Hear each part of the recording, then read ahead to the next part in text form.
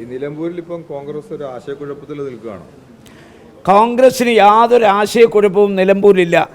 കേരള പ്രദേശ് കോൺഗ്രസ് കമ്മിറ്റിയുടെ പുനഃസംഘടന നടന്നു, ഒരു പുതിയ നേതൃത്വം വന്നു.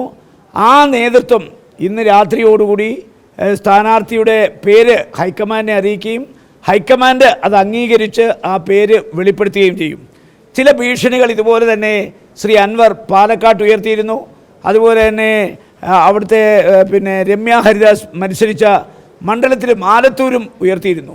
പക്ഷേ അദ്ദേഹത്തിൻ്റെ ഭീഷണിക്ക് വശംവദാകാതാണ് ഈ രണ്ട് സ്ഥലത്തും കോൺഗ്രസ് നേതൃത്വം തീരുമാനമെടുത്ത് മുന്നോട്ട് പോയത്. അതുകൊണ്ട് ഇന്ന് UDF ജയിക്കാൻ അനുകൂലമായൊരു സാഹചര്യമുണ്ട്. അതുകൊണ്ട് ആരുടെയെങ്കിലും സമ്മർദ്ദ രാഷ്ട്രീയ തന്ത്രങ്ങൾക്കോ ഭീഷണിക്കോ വഴങ്ങാതെ അടിയന്തരമായി കോൺഗ്രസ് നേതൃത്വം സ്ഥാനാർത്ഥി ആരാണെന്ന് തീരുമാനിച്ച് ഹൈക്കമാൻഡിനെ അതറിയിച്ച് ആ സ്ഥാനാർത്ഥിക്ക് അംഗീകാരം മേടിച്ച് ഒറ്റക്കെട്ടായി ഒരേ മനസ്സും ശരീരവുമായി മുന്നോട്ട് പോയാൽ ഇടതുപക്ഷ ജനാധിപത്യത്തിനെ പരാജയപ്പെടുത്താൻ കഴിയും.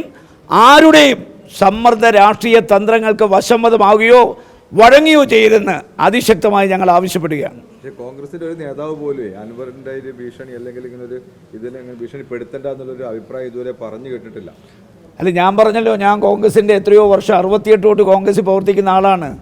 ഞാൻ പറഞ്ഞല്ലോ, പാലക്കാട്ടും അദ്ദേഹം ചില ഭീഷണികൾ ഉയർത്തി, ആലത്തൂർ ഉയർത്തി. അതിനെയൊക്കെ തൃണവൽഗണിച്ചുകൊണ്ട് കോൺഗ്രസ് ഒരു തീരുമാനമെടുക്കുകയും ആ തീരുമാനം ഇംപ്ലിമെൻ്റ് ചെയ്യുകയും അവിടെ കഴിഞ്ഞ പ്രാവശ്യം ഉണ്ടായിരുന്ന ഭൂരിപക്ഷം ഇടതുപക്ഷ മുന്നണി കുറച്ചിട്ടാണല്ലോ ഏതാണ്ട് 5000-ലേക്ക് കൊണ്ടുവരാൻ കഴിഞ്ഞു. മറ്റിടത്ത് ചരിത്രത്തിൽ ഒരിക്കലും ഇല്ലാത്ത ഭൂരിപക്ഷത്തോടു കൂടിയല്ലേ രാഹുൽ മാങ്കൂട്ടത്തിൽ ജയിച്ചത്. ഇവിടെ നിലമ്പൂരിൽ കോൺഗ്രസ് പ്രഖ്യാപിക്കുന്ന സ്ഥാനാർത്ഥി ആരായാലും വൻപിച്ച ഭൂരിപക്ഷത്തോടു കൂടി ജയിക്കും.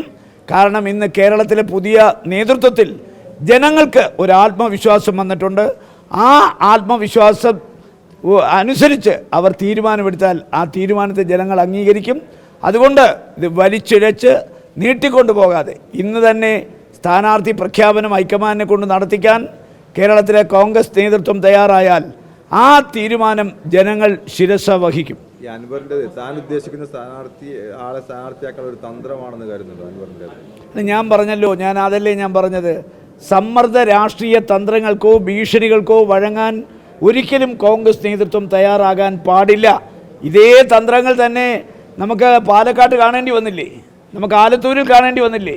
അതിന് യാതൊരു വിധമായ വിലയും കൽപ്പിക്കാതെ നേതൃത്വം ഒറ്റക്കെട്ടായി മുന്നോട്ട് പോയതുകൊണ്ട് രണ്ട് സ്ഥലത്തും ഒരിടത്ത് സാങ്കേതികമായി നമ്മൾ തോറ്റെങ്കിലും നമ്മൾ ജയിച്ചു എന്ന് വേണേൽ പറയാം.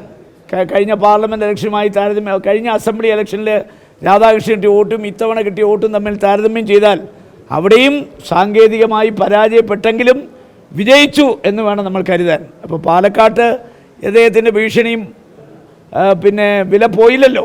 അതുകൊണ്ടാണ് ഞാൻ പറഞ്ഞത്, നിലമ്പൂർ കോൺഗ്രസ്സിന് വളക്കൂറുള്ളൊരു മണ്ണാണ്. ആ മണ്ണിൽ ഇത്തവണ UDF ജയിക്കും. പക്ഷേ ഞാൻ പറഞ്ഞല്ലോ, ഒരു തെരഞ്ഞെടുപ്പിൽ ആര് മത്സരിക്കുമ്പോൾ, ഒരു സ്ഥാനാർത്ഥി മത്സരിക്കുമ്പോൾ ആര് സഹായിച്ചാലും സഹായം സ്വീകരിക്കും. പക്ഷേ സഹായിക്കുന്നതിന് വേണ്ടിയിട്ട് എന്തെങ്കിലും വ്യവസ്ഥകൾ വെച്ചാൽ ആ വ്യവസ്ഥകൾ അംഗീകരിക്കാൻ പറ്റിയ ഒരു സമയമല്ല ഇത്. അതിനെക്കുറിച്ചൊക്കെ പിന്നീടാണ് ചർച്ച ചെയ്യേണ്ടത്.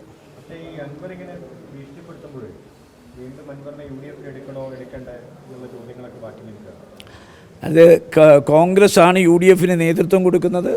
കോൺഗ്രസ് പാർട്ടി അതിനെക്കുറിച്ചൊക്കെ ചർച്ച ചെയ്യും. അതിനെക്കുറിച്ചൊക്കെ ചർച്ച ചെയ്യേണ്ട ഒരു സമയമല്ലല്ലോ. നിലമ്പൂർ തെരഞ്ഞെടുപ്പ് പ്രഖ്യാപിച്ചു, 19-ാം തീയതി പോളിംഗ് നടക്കാൻ പോകുന്നു. ഇപ്പോൾ ഓണത്തിനിടയ്ക്കാണോ പുട്ടുകച്ചവടം നടത്തുന്നത്? അപ്പോൾ ഇത് കഴിയട്ടെ, കഴിഞ്ഞിട്ടാണ് അത്തരം കാര്യങ്ങളെക്കുറിച്ച് KPCCയുമായും അതുപോലെ പ്രതിപക്ഷ നേതാവുമായും UDF കൺവീനറുമായിട്ടൊക്കെ സംസാരിക്കാൻ സമയം ഇനി ധാരാളം ഉണ്ടല്ലോ. അസംബ്ലി ഇലക്ഷന് 1 വർഷം ബാക്കി കിടക്കുമ്പോൾ, ഒരു വിളിപ്പാടകലെ ഈ അസംബ്ലി തെരഞ്ഞെടുപ്പ് വന്നു നിൽക്കുമ്പോൾ, ആ തെരഞ്ഞെടുപ്പിൻ്റെ വെളിച്ചത്തിൽ കോൺഗ്രസിനെയും UDFനെയും ഉൾമുനയിൽ നിർത്താൻ ആരെങ്കിലും തയ്യാറായാൽ ആ സമ്മർദ്ദ രാഷ്ട്രീയ തന്ത്രങ്ങൾക്ക് ഒരിക്കലും വഴങ്ങരുത് എന്നാണ് ഞാൻ പറഞ്ഞത്. ED ഇപ്പോൾ കുറ്റപത്രം സമർപ്പിച്ചിരിക്കുകയാണ്. പാർട്ടി അടക്കമുള്ളവർ ഇപ്പോൾ പ്രതികളായി മാറിയിരിക്കുന്നു.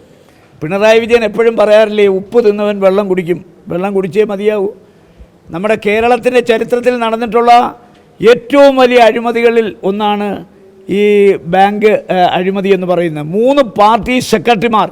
അപ്പോൾ പാർട്ടി അറിഞ്ഞുകൊണ്ടാണ് ഈ അഴിമതി നടത്തിയെന്ന് വളരെ വ്യക്തമായി സൂചിപ്പിക്കുന്നതാണ് EDയുടെ കണ്ടെത്തലുകൾ. അതുകൊണ്ട് കോടാനുകോടി രൂപ സാധാരണക്കാരായ ജനങ്ങളെ തട്ടിച്ച് അവരെ വഴിയാധാരമാക്കിയ ആരൊക്കെയാണോ കുറ്റക്കാർ, ആ കുറ്റം ചെയ്തവൻ ശിക്ഷ അനുഭവിക്കണം. അതുകൊണ്ട് അതിനകത്ത് നമുക്ക് രാഷ്ട്രീയം കാണാനാവില്ല.